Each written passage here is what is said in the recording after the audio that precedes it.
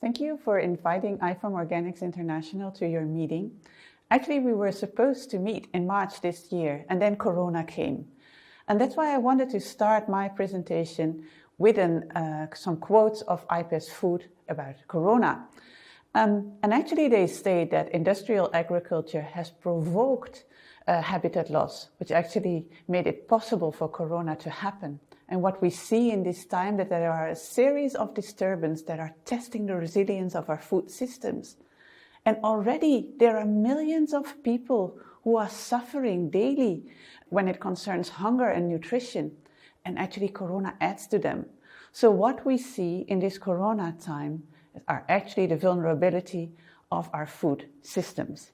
And what we do in organic agriculture, we put against that the principles of organic agriculture, of health, ecology, fairness, and care. Of course, you're familiar with the statistics of organic agriculture in the world, and I wanted to look a little bit deeper on organic farmland in Europe. And there we can see that there are 4 countries in Europe that actually make up 50% of the organic area. And Spain is the country that has the largest organic area in Europe. We can see an increase over time of organic farmland, and we're all happy about that.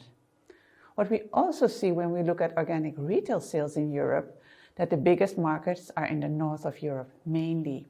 So we look, for instance, at Germany. Also in France, there's a big market.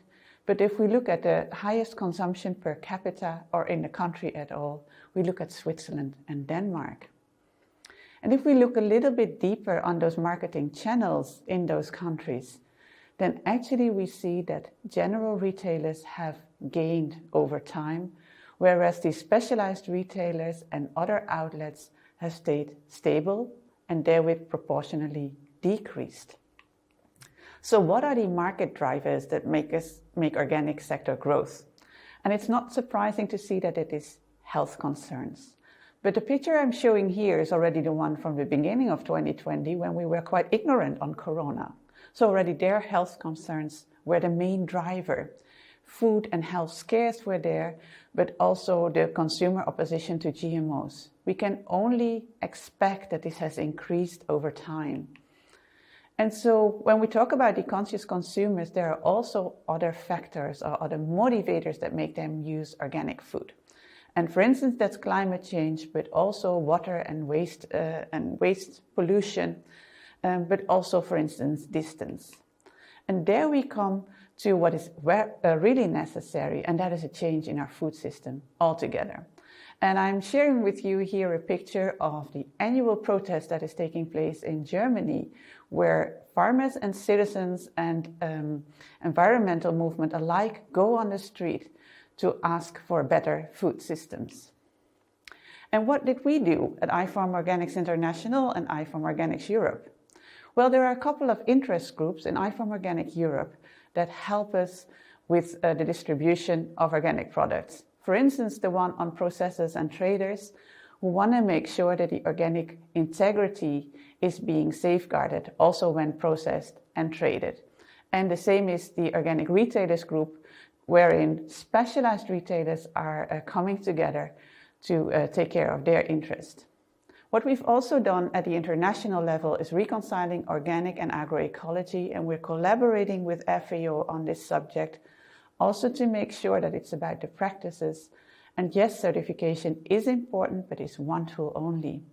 So I want to also refer in that regard to our position paper, what we call organic. It's all about what farmers do and whether they are certified or not, what kind of marketing system they have. That's regardless of whether we can call them organic. And I'm quite sure that you're aware of local marketing and guarantee systems that are very often used in the Global South and are participatory guarantee systems, which I think are also a good learning for community-supported agriculture in the North.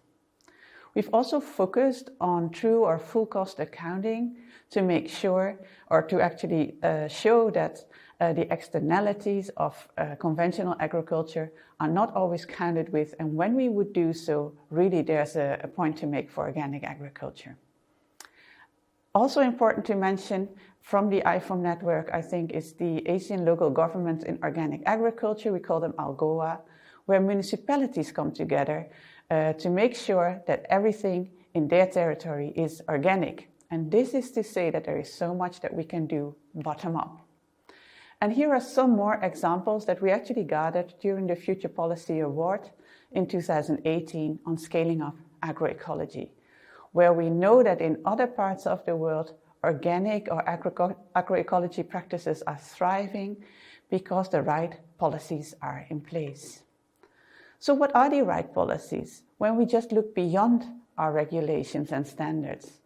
So it might be about rewarding public goods, like watershed areas wherein farmers are being encouraged to produce organic, making an agroecological action plan. Research and extension is very, very important.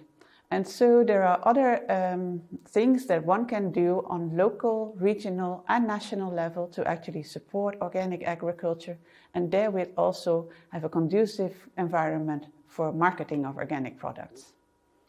One thing which is very important and where we want to invite you also for is keeping up public pressure. And therefore, IFOAM has institutionalized a daily year of I Grow Your Food, wherein farmers share why they grow organic and agroecological products. And we really would like to see you sharing this, which we will do again in 2021. So we want to celebrate actually the organic and agroecological producers as our real heroes. And we also want to hear their stories on the Organic World Congress next year, for which we invite you. And we hope that the circumstances then will be better. Please join IFOAM and be part of the solution.